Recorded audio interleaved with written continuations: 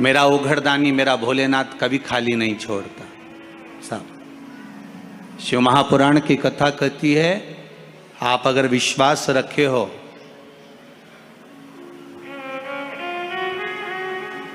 सफेद आंकड़े की जड़,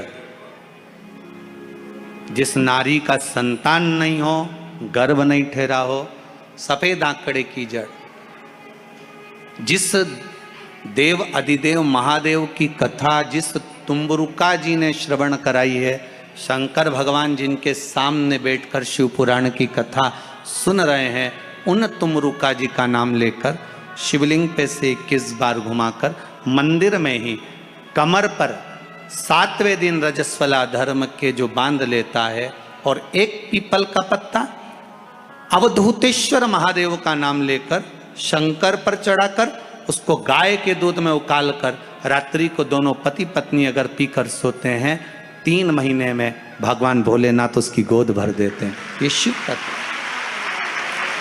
शंकर देता जरूर है।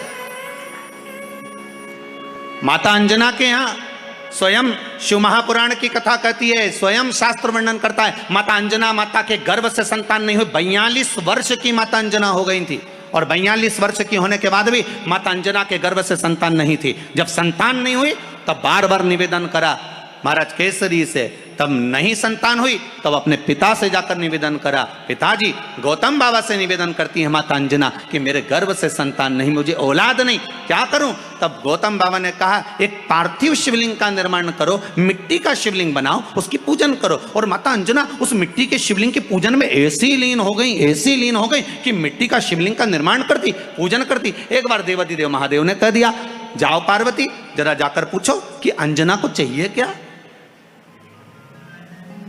अंजना माता को चाहिए क्या।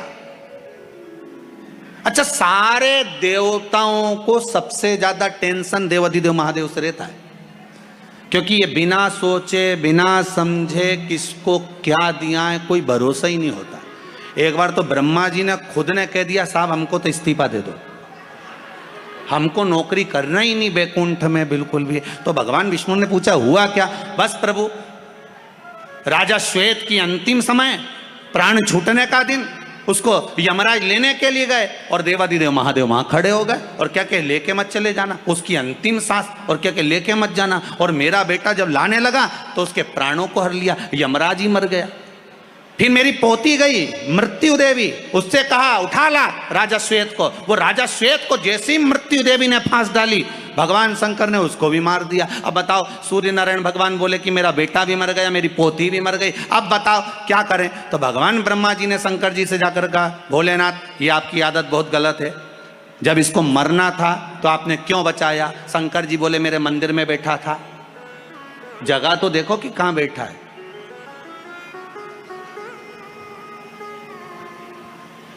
ब्रह्मा जी ने भगवान विष्णु से कहा हमको ये काम नहीं करना, आप तो हमारा इस्तीफा स्वीकार करो।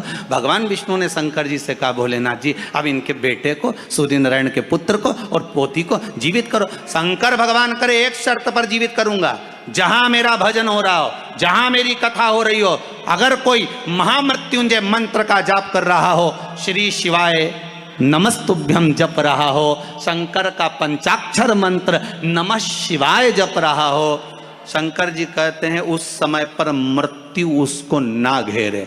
तो इतने में सूर्य नारायण भगवान कहते हैं शपथ लेता हूं, संकल्प लेता हूं, जहां आपका नाम होगा, अगर पृथ्वी पर कोई मरने का भी समय आ गया तो पहले आपसे पूछा जाएगा उठा ले,